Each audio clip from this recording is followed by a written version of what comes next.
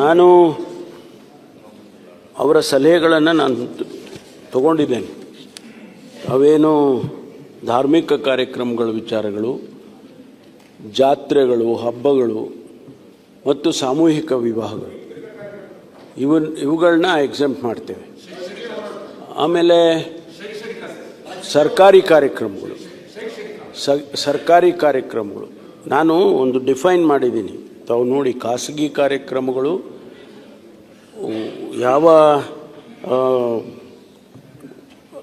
ಆವರಣದ ಒಳಗಡೆ ಇರ್ತಕ್ಕಂಥದ್ದು, ಅಂದರೆ ಯೂನಿವರ್ಸಿಟಿ ಒಳಗಡೆ ಮಾಡ್ತಾರೆ ಅಂದ್ಕೊಳ್ಳೋಣ, ಕ್ಯಾಂಪಸ್ ಒಳಗೆ, ಅವಕ್ಕೆ ಎಕ್ಸಂಪ್ಷನ್ ಕೊಡ್ತಾರೆ.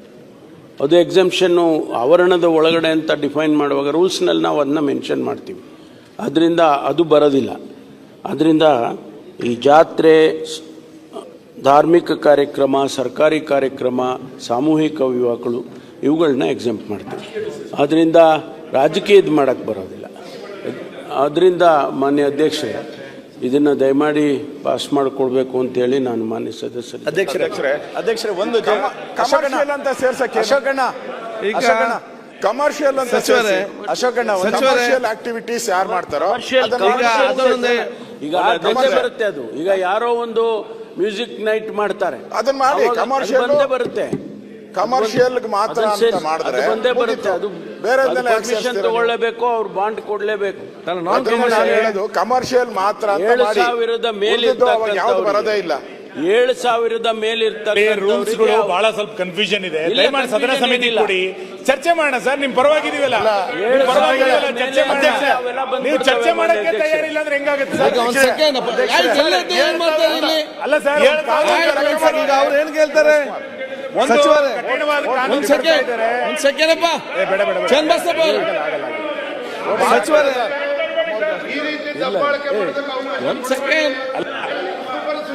ಆಯ್ತು, ಒಂದ್ ಸೆಕೆಂಡ್ ಅಲ್ಲ ಸುರೇಶ್, ಒಂದ್ ನಿಮಿಷ ಸಚಿವರೇ. ಈಗ ಒಂದವರ ಸಂಶಯ ಏನಂತ ಹೇಳಿದ್ರೆ, ಉದಾಹರಣೆಗೆ ನೀವೊಂದು ಪ್ರೋಗ್ರಾಮ್ ಮಾಡ್ತೀರಿ ಊರಲ್ಲಿ, ನಿಮ್ಮ ಲೆಕ್ಕ ಪ್ರಕಾರ ಅಲ್ಲಿ 3,000 ಜನ ಸೇರಬೇಕು ಆ ಕಾರ್ಯಕ್ರಮಕ್ಕೆ. ಅದಕ್ಕಾಗಿ ನೀವು ಪರ್ಮಿಷನ್ ಅಗತ್ಯ ಇಲ್ಲ. ಕಾರ್ಯಕ್ರಮ ಮಾಡುವಾಗ ನಿಮ್ಗೆ ಗೊತ್ತಿಲ್ಲದೆ 6,000 ಜನ ಬರ್ತಾರೆ, 7,000 ಜನ ಬರ್ತಾರೆ. ಆವಾಗ ಯಾರು ಜವಾಬ್ದಾರ ಆಗ್ತಾರೆ? ಅಲ್ಲ, ಅದಕ್ಕೆ ಅದೇ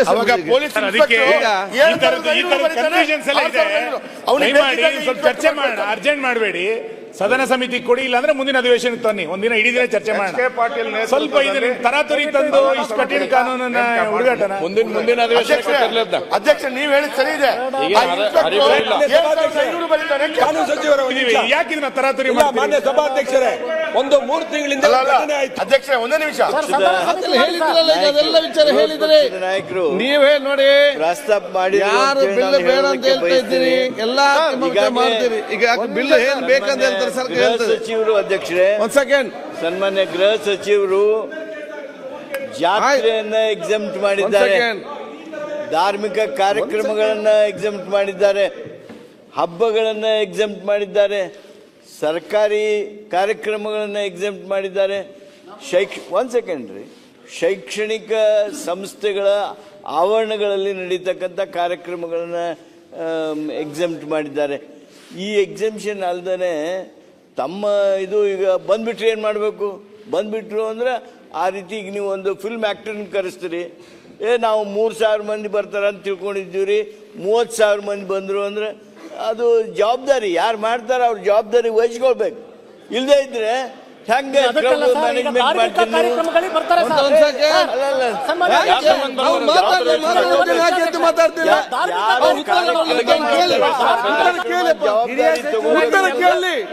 ಉತ್ತರ ಕೇಳಿ. ಆಯ್ತು, ಈಗ ಒಂದೇ ನಿಮಿಷ ಈಗ RCB ಕೂಡ ಚರ್ಚೆ ಆಗ್ತಾ ಇದೆ. ಪ್ರತಿಯೊಂದು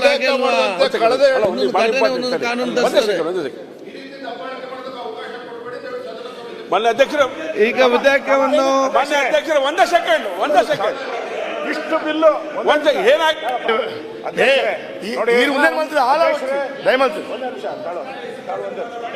ಅಧ್ಯಕ್ಷರೇ, ನೀವೊಂದು ಸದನದಲ್ಲಿ ಸುಮಾರು ಇದುವರೆಗೂ ಒಂದು 30 ಬಿಲ್ನ 40 ಬಿಲ್ ಪಾಸ್ ಮಾಡಿದ್ದೀರಾ. ಒಂದೇ ದಿನ 24 ಬಿಲ್ ಪಾಸ್ ಮಾಡಿದ್ದೀರಾ. ನಾವಿಷ್ಟೆಲ್ಲ ಬಿಲ್ ಬಗ್ಗೆನೂ ನಿಮ್ಗೆ ಸಹಕಾರ ಕೊಟ್ಟಿದ್ದೀರಿ. ನಾವು ಕೇಳ್ತಾ ಇರೋದು ಒಂದೇ ಒಂದು, ಈ ಮಹಾಭಾರತದಲ್ಲಿ ಕೃಷ್ಣ ಕೇಳಿದ್ನಲ್ಲ 5 ಗ್ರಾಮನಾದ್ರೂ ಕೊಡು ಅಂತ. ನಾವು ಒಂದೇ ಒಂದು ಬಿಲ್ ಕೇಳ್ತಾ ಇದ್ದೀರಿ, ಅದು ಸಮಾಜದ ಬಗ್ಗೆ ಕೇಳ್ತಾ ಇದ್ದೀರಿ. ಇದ್ರಲ್ಲಿ ನನ್ನ ಸ್ವಾರ್ಥ ಏನಿದೆ? ನಾನೇನ್ ಮಾಡಲ್ಲ ಇದರಲ್ಲಿ, ನಾನೇನ್ ಮಾಡಲ್ಲ, ನಾನೇನ್ ಪರ್ಮನೆಂಟ್ ಅಲ್ಲ. ಇಡೀ ಸಮಾಜಕ್ಕೆ ಹೋಗುವಂಥದ್ದು. ನಾಳೆ ಏನಾನ ಹೆಚ್ಚು ಕಮ್ಮಿ ಆದ್ರೆ ಜೀವಾವಧಿ ಶಿಕ್ಷೆ ಅಂತ ಹಾಕ್ಬಿಟ್ಟಿದ್ದಾರೆ, ಜೀವಾವಧಿ ಜೈಲಲ್ಲಿ ಇರಬೇಕು. ಪಾಟೀಲ್ ಹೇಳಿದ್ರು, ನೀವು ಯಾರೋ ಫಿಲಂ ಆಕ್ಟರ್ ಕರೆದ್ಬಿಟ್ಟೆ, ಕಮರ್ಷಿಯಲ್ ಅವೆಲ್ಲ ಫಿಲಂ ಆಕ್ಟ್ರು ಯಾವುದೇ ಬಂದ ಅದು ಕಮರ್ಷಿಯಲ್ ಬರ್ತದೆ, ಕಮರ್ಷಿಯಲ್ ಅಂತ ಮಾಡಿ. Any commercial activities programmes will this act commercial ಅಲ್ದವಕ್ಕೆ ಈ ಆಕ್ಟ್ ತರಬೇಡಿ. ನಾವು ಏನೋ ಪಾಲಿಟಿಕ್ಸ್ ಬಂದ್ಬಿಟ್ಟಿದ್ರಿ. ಅಣ್ಣ ಒಂದೇ ನಿಮಿಷ, ನಾವೇನೋ ಗೊತ್ತಿಲ್ಲ ಸರ್ ಅಧ್ಯಕ್ಷರೇ, ಪಾಲಿಟಿಕ್ಸ್ ಬಂದ್ಬಿಟ್ಟಿದ್ರಿ, ಜೀವನ ಕಳೆದಿದ್ದೀರಿ ಸರ್. ಕೊನೆ ಈ ಥರದ್ದು ಏನಾನ ಹೆಚ್ಚು ಕಮ್ಮಿ ಆದರೆ ಜೀವನ ಪೂರ್ತಿ ಎಲ್ಲ ಹೋಗ್ಬೇಕಾಗ್ತದೆ ಸರ್. ಯಾಕೆ ಸರ್ ಇದನ್ನ, ಯಾಕೆ ಸರ್? ಯಾರಿಗೆ ಬಂದಾಯ್ತು, ಯಾರ್ಯಾರಿಗೆ ಹೆಚ್ಚು ಕಮ್ಮಿ ಆಗ್ಬಿಡ್ತದೋ ಗೊತ್ತಾಗಲ್ಲ ಸರ್. ನಾಳೆ ಏನೋ ದ್ವೇಷದ ಮೇಲೆ ಒಂದು ಪೊಲಿಟಿಕಲ್ ಪಾರ್ಟಿನ ನಾವು ಈ ಅಪರಾಧಿಗೆ ಮಾಡೋ ಅಂಥದ್ದು ಒಳ್ಳೇದಲ್ಲ. ಯಾಕೆಂದ್ರೆ ಎಲ್ಲ ಪೊಲಿಟಿಷಿಯನ್ಸು ಒಳ್ಳೆಯರಾಗಿರಲ್ಲ, ನಿಮಗೂ ಗೊತ್ತೆ. ಒಳ್ಳೆಯರು ಇದ್ದಾರೆ, ಕೆಟ್ಟವರು ಇರ್ತಾರೆ. ಕೆಟ್ಟೋರ್ಗೆ ವೆಪನ್ ಒಳ್ಳೇದಕ್ಕೆ ಇದು ಯಾರು ವೆಪನ್ ಆಗಲ್ಲ. ನನಗೆ ಕೆಟ್ಟೋರ್ ಕೈ ಸಿಕ್ಕಿದ್ರೆ, ಇದು ಈ ವೆಪನ್ ಸಿಕ್ಕಿದ್ರೆ ಅವ್ರು ಏನೇನು ಮಾಡ್ಬೋದು ಅರ್ಥ ಮಾಡ್ಕೊಳ್ಳಿ ದಯವಿಟ್ಟು. ಅಧ್ಯಕ್ಷರೇ, ಮಾತಾಡಿ ಮತ್ತೆ ಸದನ ಸಮಿತಿಗೆ ಕೊಡ್ತೀವಿ. ಓಕೆ,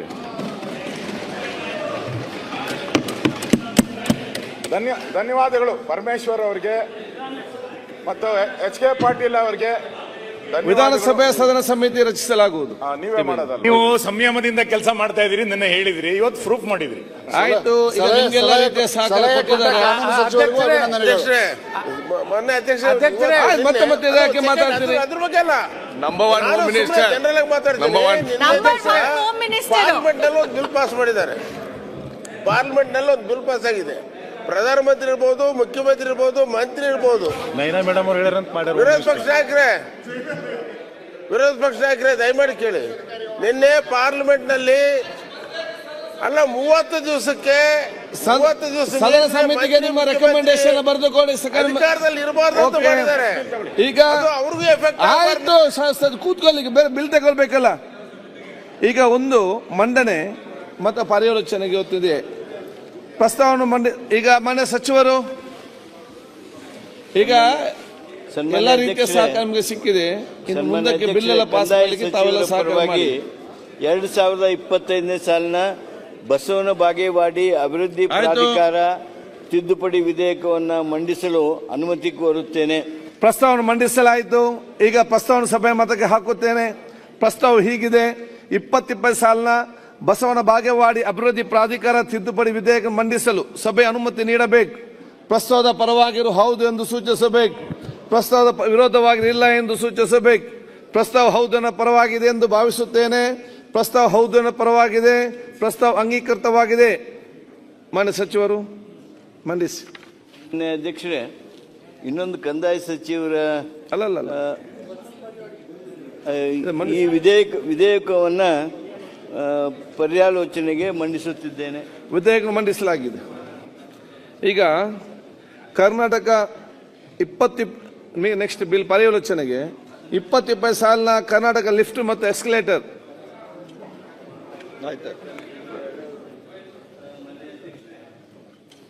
ತಮ್ಮಲ್ಲಿ ವಿನಂತಿ ಮಾಡ್ತೀನಿ, ಹಾಗೂ ಸನ್ಮಾನ್ಯ ಇಂಧನ ಸಚಿವರಲ್ಲಿನೂ ವಿನಂತಿ ಮಾಡ್ತೀನಿ. ಈ 2-3 ಬಿಲ್ಗಳಿವೆ, ಅವುಗಳನ್ನ ಪೂರೈಸಿ ನಮ್ಮ ಕೌನ್ಸಿಲ್ನಲ್ಲಿಯೂ ಬಿಲ್ ಇರೋದರಿಂದ ಅಲ್ಲಿ ಹೋಗಬೇಕಾಗಿದೆ. ತಮ್ಮ ಅಪ್ಪಣೆ ಕೋರ್ತೀನಿ. ಕಂದಾಯ ಸಚಿವರ ಪರವಾಗಿ 2025ನೇ ಸಾಲಿನ ಭೂ ಕಂದಾಯ 2ನೇ ತಿದ್ದುಪಡಿ ವಿಧೇಯಕವನ್ನು ಪರ್ಯಾಲೋಚಿಸಬೇಕೆಂದು ಕೋರುತ್ತೇನೆ. ಪರ್ಯಾಲೋಚನಾ ಪ್ರಸ್ತಾವನೆ ಈಗ ಸಭೆ ಮತಕ್ಕೆ ಹಾಕುತ್ತೇನೆ. 2020ನೇ ಸಾಲಿನ ಕರ್ನಾಟಕ ಭೂ ಕಂದಾಯ 2ನೇ ತಿದ್ದುಪಡಿ ವಿಧೇಯಕವನ್ನು ಪರ್ಯಾಲೋಚಿಸಿದೆಂಬ ವಿಷಯ ಸಭೆಯ ಮುಂದಿದೆ. ಪ್ರಸ್ತಾವದ ಪರವಾಗಿರೋ ಹೌದು ಎಂದು ಸೂಚಿಸಬೇಕು.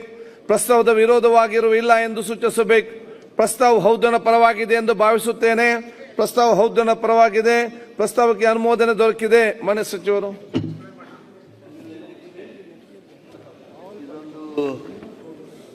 ಸಣ್ಣ ಬಿಲ್ ಜಮ್ಮ ಬಾಣೆ ಭೂ ಹಿಡುವಳಿಯ ವ್ಯವಸ್ಥೆಯ ಕುರಿತು ಕೊಡಗು ಜಿಲ್ಲೆಯಲ್ಲಿರ್ತಕ್ಕಂಥ ಚಾಲ್ತಿಯಲ್ಲಿರುವ ರಾಜ್ಯದ ಇತರ ವರ್ಗಗಳ ಭೂಮಿಗಿಂತ ಭಿನ್ನವಾದ ವಿಶೇಷ ರೀತಿಯ ಹಿಡುವಳಿಯಾಗಿರ್ತದೆ. ಈ ವಿಷಯ ನಾನು ಪ್ರಸ್ತಾಪ ಮಾಡೋ ಮೊದಲು ಸಹಿತ ಮಾನ್ಯ ಸಂಬಂಧಪಟ್ಟಿರ್ತಕ್ಕಂಥ ಆ ಕ್ಷೇತ್ರದ ಸಂಬಂಧ ಇರತಕ್ಕಂಥ ಕೂರ್ಗದ ಬಂದಿರತಕ್ಕಂಥ ಶಾಸಕರುಗಳು ಬಂದು ಕೆಲವು ವಿಚಾರಗಳನ್ನು ಪ್ರಸ್ತಾಪ ಮಾಡಿದರು. ಈ ಒಂದು ವಿಷಯವನ್ನು ಏನು ಮಾಡಬೇಕು ಅನ್ನೋದನ್ನು ಅವರು ಒಂದೆರಡು ಸ್ಪಷ್ಟನೆ ಕೊಡ್ತಾರೆ. ಅದಾದಮೇಲೆ ನಾನು ಸರ್ಕಾರದಿಂದ ಉತ್ತರ ಹೇಳ್ತೀನಿ. ನೀವೇನು ಹೇಳ್ತೀರಿ ಹಂಗೆ ಮಾಡೋಣ. ಮಾನ್ಯ ಅಧ್ಯಕ್ಷರೇ, ಪೊನ್ನಣ್ಣ ಅಲ್ಲ ಎಕ್ಸ್ಪ್ಲೈನ್ ವಿಶೇಷವಾಗಿ ಎಕ್ಸ್ಪ್ಲೈನ್ ಅವ್ರು ಮಾಡಿದ್ಮೇಲೆ ಅವ್ರ ಕ್ಲಾರಿಫಿಕೇಶನ್ ಪೊನ್ನಣ್ಣ ಕೇಳಬೇಕು. Will refer it to select committee. ಮಾನ್ಯ ಅಧ್ಯಕ್ಷರೇ, ಈ ಒಂದು ತಿದ್ದುಪಡಿ ವಿಧೇಯಕ ವಿಶೇಷವಾಗಿ ಕೊಡಗಿಗೆ ಸಂಬಂಧಪಟ್ಟಂಥದ್ದು. ಮಾನ್ಯ ಕಂದಾಯ ಸಚಿವರು ಭಾಳ ಕಾಳಜಿ ವಹಿಸಿ ಈ ಒಂದು ತಿದ್ದುಪಡಿಯನ್ನು ತರಬೇಕು ಅಂತೇಳೋ ಪ್ರಯತ್ನವನ್ನು ಮಾಡಿದ್ದಾರೆ. ಆದರೆ ಈ ತಿದ್ದುಪಡಿ ಯಾವ ವಿಚಾರಗಳ ಬಗ್ಗೆ ಪರಿಹಾರವನ್ನು ತರಬೇಕಿತ್ತು ಅಂದರೆ, ಕೊಡಗಿನಲ್ಲಿ Coorg land revenue and regulations 1899ನ ಒಂದು ಕಂದಾಯ ವ್ಯವಸ್ಥೆ 1964ನೇ ಕರ್ನಾಟಕ ಕಂದಾಯ ಕಾನೂನು ಜಾರಿ ಬರೋವರೆಗೂ ಅಸ್ತಿತ್ವದಲ್ಲಿತ್ತು.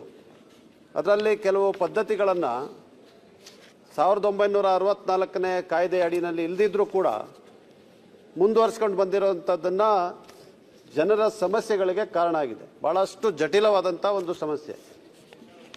ಉಚ್ಚ ನ್ಯಾಯಾಲಯದ ಒಂದು ಫುಲ್ ಬೆಂಚಿನ ತೀರ್ಪು ಚೆಕ್ಕೆರಪುಯ ವರ್ಸಸ್ ಸ್ಟೇಟ್ ಆಫ್ ಕರ್ನಾಟಕ ಇದಕ್ಕೆ ಪರಿಹಾರ ತರುವಂಥ ಒಂದು ತೀರ್ಪು ಬಂದ ನಂತರ 2 ತಿದ್ದುಪಡಿಗಳು ಕೂಡ ಬಂದಿದೆ ಈಗಾಗಲೇ ಕಾಯ್ದೆಗೆ. ಆದರೆ ಇಲ್ಲಿ ಇದ್ದಂಥ ಪಟ್ಟೇದಾರರ ಹೆಸರು ಅಂದರೆ ಒಂದು ಕುಟುಂಬದ ಪಟ್ಟೇದಾರರು ಇರ್ತಾರೆ, ಮುಖ್ಯಸ್ಥರು, ಅವರು ಸತ್ತೋಗಿದ್ರು ಕೂಡ ಅಥವಾ 30-40 ವರ್ಷಗಳಿಂದ ಅವ್ರಿಗೆ ಯಾವುದೇ ಹಕ್ಕಿಲ್ಲದಿದ್ರೂ ಕೂಡ ಅವರ ಹೆಸರನ್ನ ಮುಂದುವರಿಸುವಂಥ ಒಂದು ಸಾಂಪ್ರದಾಯಿಕವಾಗಿ ನಡ್ಕೊಂಡ್ಬಂದಿರುವಂಥದ್ದಿದೆ. ಅದು ಕರ್ನಾಟಕ ಕಂದಾಯ ಕಾನೂನಿನ ಅಡಿನಲ್ಲಿ ಅವಕಾಶ ಇಲ್ಲದಿದ್ರೂ ಕೂಡ ಒಂದು ಸಾಂಪ್ರದಾಯಿಕವಾಗಿ ಬರ್ತಾ ಇದೆ. ಒಂದೇ ನಿಮಿಷ ಸರ್. ಅಲ್ಲ, ಯಾಕೆಂದರೆ ಇದು ಸರ್ ಏನಾಗಿದೆ ಅಂದರೆ, ಇದರಲ್ಲಿ ಯಾವ ಪ್ರಯತ್ನವನ್ನು ಮಾಡಲಿಕ್ಕೆ ನಾವು ಹೊರಟಿದ್ದೇವೆ ಅದಕ್ಕೆ ತದ್ವಿರುದ್ಧವಾಗಿದೆ. ಅದಕ್ಕೆ ಕಾರಣಕರ್ತರು ಕೂಡ ಇದಕ್ಕೆ ಇದ್ದೇ ಇದ್ದಾರೆ. ಅದರಿಂದ ದಯವಿಟ್ಟು ಒಂದೇ ನಿಮಿಷ ಮುಗಿಸ್ಬಿಡ್ತೀನಿ. ಅದರಿಂದ ಇದು ನಾವು ಪರಿಹಾರ ಏನು ಕೇಳಿದ್ದೇವೆ ಅಂತ ಹೇಳಿದ್ರೆ, ಈ ಪಟ್ಟೇದಾರರಿಗೆ ಯಾವುದೇ ಹಕ್ಕಿಲ್ಲ, ಬದುಕು ಇರೋದಿಲ್ಲ, ಅಲ್ಲಿ ತಿದ್ದುಪಡಿ ಆಗಬೇಕು. ಮತ್ತು ಯಾರಿಗೆ ಸ್ವಂತ ಹಕ್ಕಿದೆ ಅವರ ಹೆಸರು ಜೊತೆಗೆ ಅವರ ಇಡೀ ಕುಟುಂಬಸ್ಥರ ಹೆಸರು, ಒಂದೊಂದು RTCಯನ್ನು ತಾವು ಒಂದು ಸರ್ವೆ ನಂಬರ್ ತಗೊಂಡ್ರೆ 400-500 ಜನರ ಇಡೀ ಕುಟುಂಬಸ್ಥರ ಹೆಸರುಗಳೆಲ್ಲ ಅದರಲ್ಲಿ ತೋರಿಸ್ತಾ ಇದೆ. ಇದನ್ನ ತಿದ್ದುಪಡಿ ಮಾಡಬೇಕು, ಡಿಲಿಷನ್ಸ್ ಮಾಡಬೇಕು, ಕರೆಕ್ಷನ್ಸ್ ಮಾಡಬೇಕು ಅಂತ ಹೇಳಿ ನಾವು ಇದೊಂದು ತಿದ್ದುಪಡಿ ತರಬೇಕು ಅಂತ ಹೇಳುವಂತ ಪ್ರಯತ್ನ. ತದ್ವಿರುದ್ಧವಾದಂತ ಇದೊಂದು ತಿದ್ದುಪಡಿ ಬಂದಿದೆ. ಅದರಿಂದ ಇದನ್ನ ನೀವು ಪರಿಶೀಲನೆ ಮಾಡಿಬಿಟ್ಟು ಸದನ ಸಮಿತಿಗೆ ಹಾಕಿ ನಮ್ಮಲ್ಲಿ ಮನವಿಯನ್ನ ಮಾಡ್ಕೊಳ್ತೇವೆ. ಓಕೆ. ಮಾನ್ಯ ಅಧ್ಯಕ್ಷರೇ, ಮಾನ್ಯ ಸದಸ್ಯರು ಹೇಳ್ತಕ್ಕಂಥ ಸಲಹೆ ನಾವು ಗಂಭೀರವಾಗಿ ತೆಗೆದುಕೊಳ್ತೀವಿ. ಕೆಲವು ದ್ವಂದ್ವಗಳಿವೆ ಅಂಥೇಳಿ ಅವರು ಅಭಿಪ್ರಾಯ ಪಡ್ತಾ ಇದ್ದಾರೆ. ಕೆಲವು ವಿಚಾರಗಳು ಭಾಳಷ್ಟು ಕಾಂಪ್ಲಿಕೇಟೆಡ್. ಕೂರ್ಗದಲ್ಲಿ ಈ ರೆವಿನ್ಯೂ ಮ್ಯಾಟರ್ಸು ಭಾಳ ಕಾಂಪ್ಲಿಕೇಟೆಡ್. ಆ ಹಿನ್ನೆಲೆಯೊಳಗೆ ಅವ್ರು ಏನು ಸಲಹೆ ಮಾಡ್ತಾರೆ, ಸಲಹೆ ತಾವೇನಾದ್ರು ಹೇಳ್ತೀರಾ? ಹೇಳ್ತೀನಿ ಅಧ್ಯಕ್ಷರೇ. ನಾನು ರೆವಿನ್ಯೂ ಮಿನಿಸ್ಟರ್ ಆಗಿದ್ದೆ. ಅಲ್ಲ, ಈಗ ಅವ್ರದ್ದು ಸಲಹೆ ಏನು ಅಂದರೆ, ಅದೇ ನಾನು ಅದನ್ನೇ ಹೇಳ್ತೀನಿ. ನಾನೀಗ ಈ ಜುಮ್ಮ ಬಾಣೆ ಹಿಡುವಳಿದು ಅವರು ಪೊನ್ನಣ್ಣ ಅಲ್ಲ ಕೋರ್ಟಲ್ಲಿ ವಾದ ಮಾಡ್ತಾರೆ. ಇಲ್ಲಿ ಸರಿಯಾಗಿ ವಾದ ಮಾಡಿಲ್ಲ ಅವರು. ವಾಯ್ಸೇ ಬರ್ತಾ ಇಲ್ಲ. ಅಲ್ಲಿ ಜೋರು ಕೂಗಾಡ್ತಾರೆ. ಇದು ಬಹಳ ಸಮಸ್ಯೆ ಇರ್ತಕ್ಕಂಥದ್ದು. ನೀವು ಕೊಡಗಿಗೆ ಹೋದ್ರೆ ಇದೇ ಫಸ್ಟ್ ಸಮಸ್ಯೆ ಹೇಳೋದು. ಅವ್ರದ್ದು ವಂಶ ಪರಂಪರೆಯಾಗಿ ಒಂದು ಹೆಸರು ಇರ್ತೈತೆ, ಅದು ಚೇಂಜ್ ಆಗೋದೇ ಇಲ್ಲ, ಹಾಗೇ ಬರ್ತಾನೆ ಇರ್ತೈತೆ. ಕರೆಕ್ಟಾ ಪೊನ್ನಣ್ಣ? ಹಾಗೆ ಮನೆ ದೊಡ್ಡವ್ರು ಯಾರು ಇರ್ತಾರೆ ಹಾಗೆ ಬರ್ತಾ ಇರ್ತೈತೆ. ಅದು ಡಿವೈಡ್ ಆಗಲ್ಲ. ಅವರು ಬದುಕಿನೂ ಇಲ್ಲ, ಅವ್ರು ಸತ್ತೋಗಿರೋರ ಹೆಸರೆಲ್ಲ ತೋರಿಸ್ತಾರೆ. ಹಾಗೆ ಈಗ ಪೊನ್ನಣ್ಣ ಅಂತ ಯಾರೋ ಇದ್ರು ಅಂತ ಹಾಗೇ ಹೋಗ್ತಾನೆ ಇರ್ತೈತೆ. ಅದು ಬಹಳ ದೊಡ್ಡ ಸಮಸ್ಯೆ ಇದೆ. ಇದು ಕಾನೂನಿನಲ್ಲಿ ಸ್ವಲ್ಪ ಕ್ರಿಟಿಕಲ್ಲು ಇದೆ. ರೆವಿನ್ಯೂ ಮಿನಿಸ್ಟರ್ ಯಾಕೆ ತಂದ್ರೋ ಗೊತ್ತಿಲ್ಲ, ಕ್ರಿಟಿಕಲ್ಲು ಇದೆ. ನಾನು ಬಹಳ ಪ್ರಯತ್ನ ಮಾಡಿದ್ದೆ. ಅದಕ್ಕೋಸ್ಕರ ಈ ಬಿಲ್ನ ನೀವು ಮತ್ತೊಂದು ಸರಿ ಪರಿಶೀಲನೆ ಮಾಡಿ ಅದನ್ನ ನೀವು ಮಾಡಿದ್ರೆ ಒಳ್ಳೇದು, ಇದು ಒಳ್ಳೇದಾಗ್ತೈತೆ, ಜನಕ್ಕೆ ಹೆಲ್ಪ್ ಆಗ್ತೈತೆ. ಆ ತರ ಬಿಲ್ ತನ್ನಿ. ಈಗ ಮತ್ತೆ ಇನ್ನಷ್ಟು ಜಟಿಲ ಆಗೋಗ್ತೈತೆ. ನೀವು ಬಿಲ್ ತರದಿಂದ ಇನ್ನಷ್ಟು ಜಟಿಲ ಆಗಿ ಲೈಫ್ ಲಾಂಗ್ ಏನು ವಿಚಾರದಲ್ಲಿ ನಾನು ಒಂದು